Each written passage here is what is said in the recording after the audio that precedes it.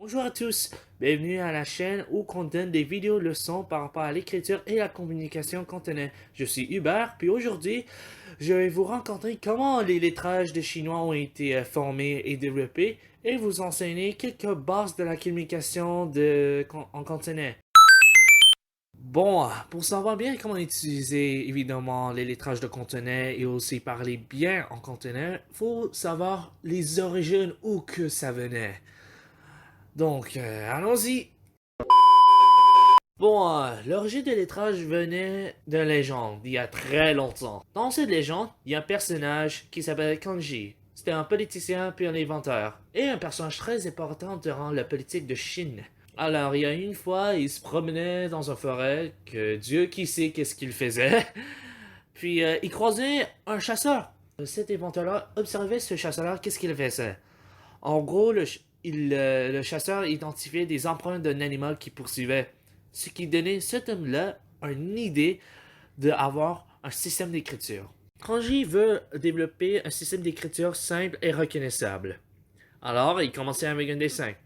100 montagnes en contenaient dans le jour de Kanji commençaient avec que 3 pics et qu'on dirait un couronne, ce qui est un peu reconnaissable à la montagne dans le jour de Kanji. Ensuite, ça a évolué de temps en temps et d'évoluer à cette écriture montagne de San de nos jours. Évidemment, dans l'écriture de moderne, ça développait les étapes de comment écrire bien. Comme celui-ci, tortue en contenant, qui veut dire guay. Alors, si ce n'était pas ces un chasseur que Kanji a observé, le chien ne va pas développer son unique système d'écriture. Alors ouais, ça sera tout pour cette petite histoire. Là, on va aller à la base de la communication. Donc pour aujourd'hui, je vais vous enseigner comment dire bonjour, au revoir, je m'appelle et merci.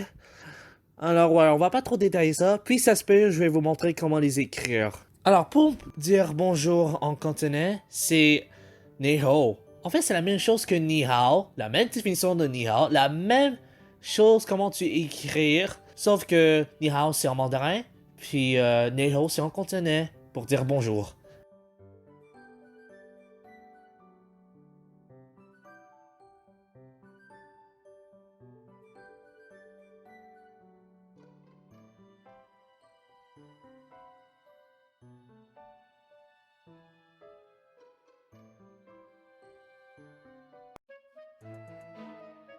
Pour dire au revoir en cantonais, c'est Joygin.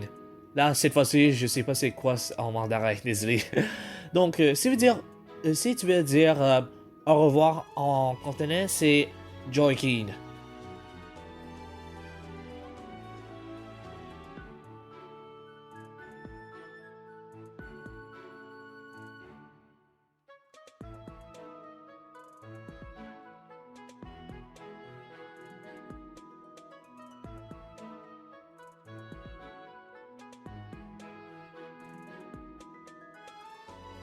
Pour dire je m'appelle en cantonais, c'est oh hi. En gros, c'est ça, ouais, en cantonais. Oh oui, c'est vrai. J'ai oublié de vous signaler que des fois, quand tu parles et quand tu écris, c'est deux choses différentes en cantonais.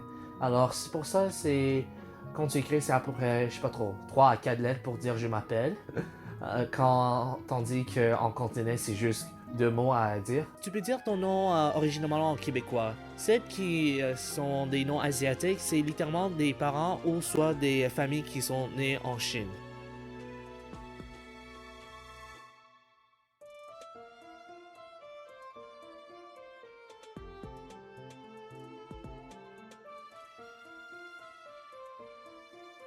Alors ouais. Finalement, les merci. Pourquoi j'ai dit les merci? Parce qu'il y a deux façons de dire merci. C'est Tote, comme une grosse sœur. Alors laisse-moi différencier ces deux-là. Tote, ça veut dire merci quand tu reçois un cadeau. Gosai, c'est en gros un merci en général. Donc, si tu veux dire un merci spécial, c'est Tate. Merci en général, c'est Gosai.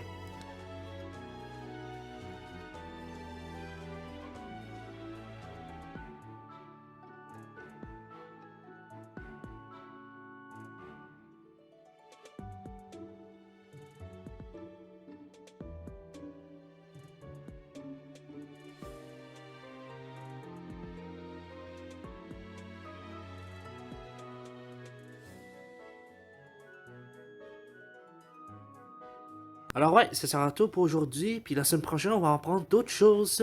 Alors, à la semaine prochaine et bonne journée.